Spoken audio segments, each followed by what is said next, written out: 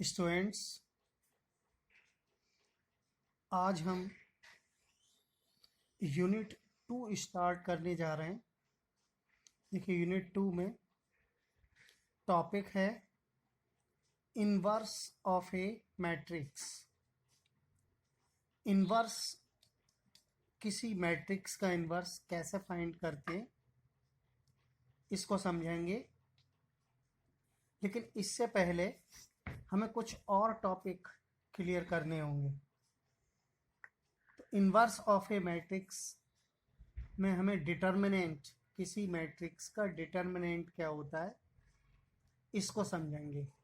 देखिए, डिटर्मिनेंट यानी हिंदी में इसको कहते हैं सारणिक। सारणिक का जो सिंबल होता है वो ये दो लाइन होती हैं, वर्टिकल लाइन, और इनके अंदर हम एलिमेंट्स लिख देते हैं तो ये डिटर्मिनेंट हो जाता है। मैट्रिक्स और डिटर्मिनेंट में थोड़ा सा डिफरेंस है, वो आप जानते ही होंगे कि ब्रैकेट में अगर लिखें तो ये मैट्रिक्स होगा, और दो वर्टिकल लाइन के अंदर लिखें तो ये डिटर्मिनेंट होता है। देखिए, कैसे हम डिटरमिनेंट वैल्यू फाइंड करते हैं इसका फॉर्मूला समझें। ये हमने लिखा डिटरमिनेंट ए कोई भी मैट्रिक्स होता है, इसकी डिटरमिनेंट वैल्यू। तो डिटरमिनेंट में हम क्या करेंगे, सिंबल चेंज कर देंगे, एलिमेंट्स वही हैं A1 B1 A2 B2। अब इसको सॉल्व कैसे करते हैं, हम कहें डिटरमिनेंट वैल्यू फाइंड करिए। ओके, देखिए ये 2x2 डिटरमिनेंट है, यानी 2 रो है, 2 कॉलम है। तो सॉल्व कैसे करते हैं इसको, क्रॉस मल्टीप्लाई करते हैं। A1 की मल्टीप्लाई V2 से A1 B2 माइनस, फिर माइनस आता है फॉर्मूले का, A2 V1, A2 की मल्टीप्लाई हो गई B1 से।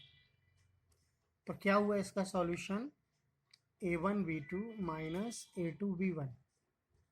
देखिए, ठीक ऐसे ही हम 3/3 का डिटरमिनेंट वैल्यू लेते, 3/3 का डिटरमिनेंट लेते हैं, फिर इसकी वैल्यू फाइंड करेंगे। Determinant A is equal to, आप देख रहे हैं ये 3/3 का डिटरमिनेंट है।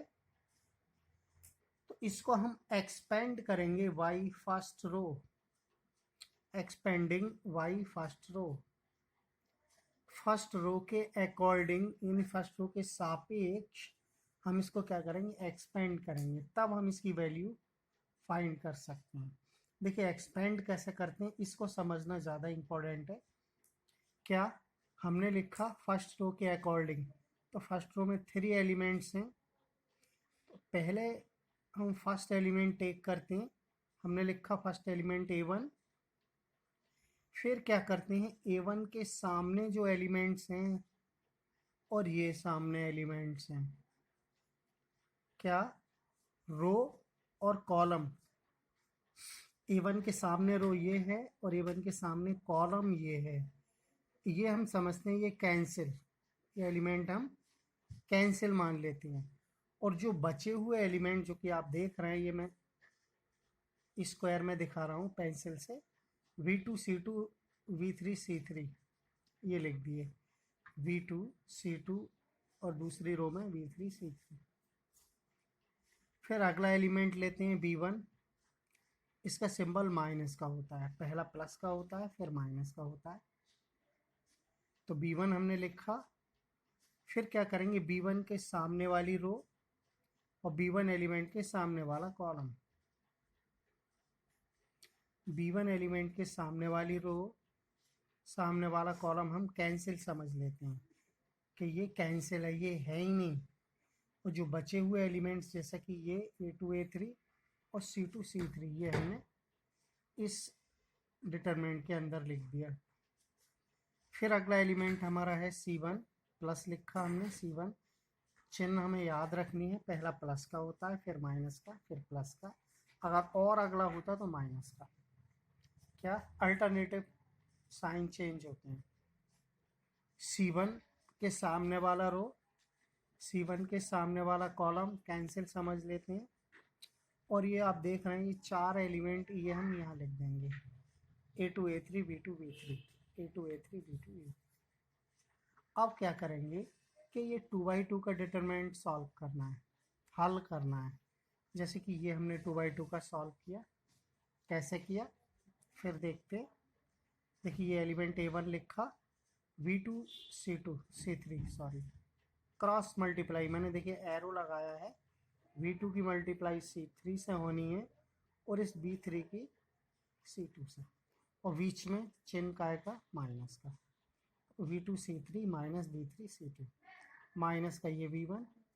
सेम प्रोसेस ये A2 C3 minus A3 C2 plus C1, similar process A2 B3 minus A3 B2। ठीक है, तो ये इसका फॉर्मूला हुआ। अब हम न्यूमेरिकल लेके समझें। देखिए ये डिटरमिनेंट दिया हुआ है आपको, ये कहेंगे फाइंड द डिटरमिनेंट वैल्यू, इसकी वैल्यू फाइंड कर दी। तो 2x2 का तो इजी है, हम जानते हैं क्या करते हैं, क्रॉस मल्टीप्लाई, 4 की 4 से माइनस 3 की 6 से,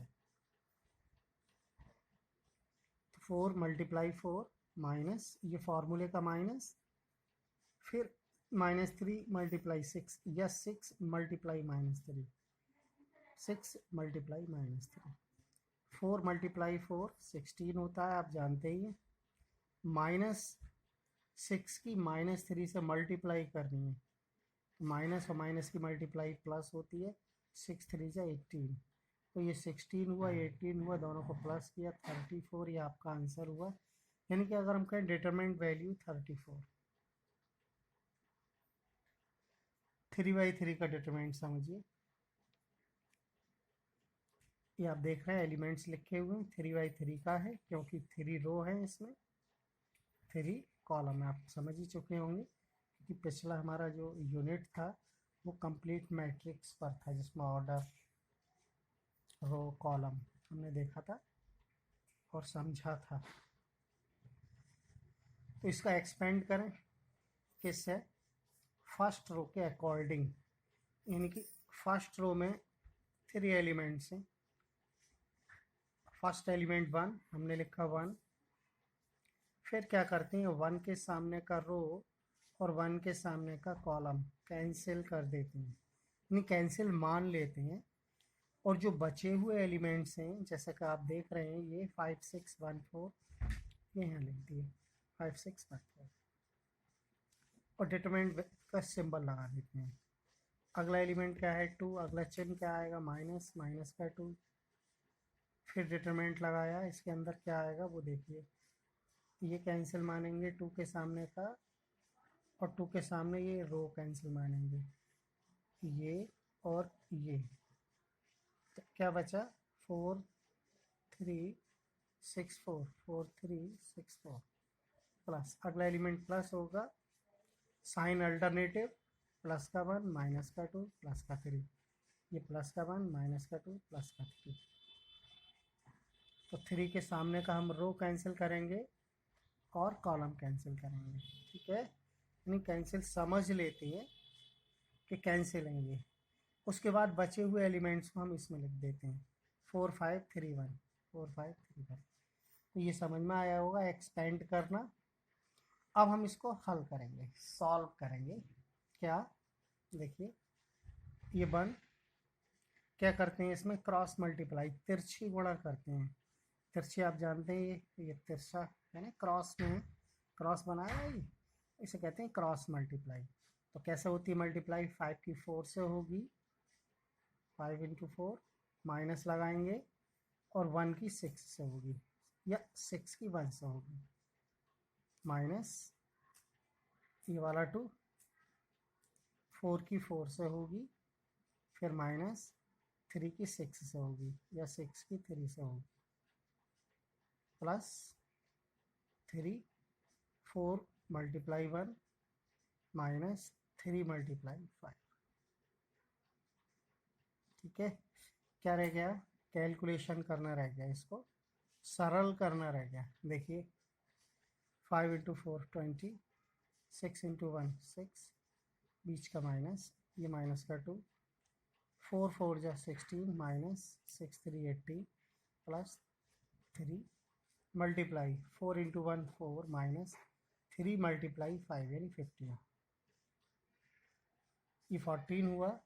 और देखिए माइनस का 2 और ये 16 माइनस 18 कितना होगा, माइनस का 2 बचेगा, माइनस 2 की माइनस 2 से मल्टीप्लाई प्लस का 4। यहाँ पर देखिए 4 में से माइनस करेंगे 15, क्या बचेगा माइनस 11 और 3 से मल्टीप्लाई माइनस 33। तो ये नंबर माइनस का है और ये दोनों प्लस के हैं। 14 और 4 कितना हुआ 18 यानी कि 18, 18 में से 33 माइनस करनी है, 15 माइनस के। ठीक है, ये आंसर हुआ आपका। देखिए एक और क्वेश्चन, एक मैट्रिक्स दिया है हमें, मैट्रिक्स ए, और ये एलिमेंट्स आप देख रहे हैं 2x2 का मैट्रिक्स है, 4 - 2 3 7। The determinant value of matrix A is, matrix है, मैट्रिक्स की क्या हमें फाइंड करनी है, डिटरमिनेंट वैल्यू यानी सारणिक मान, या कहें डिटरमिनेंट।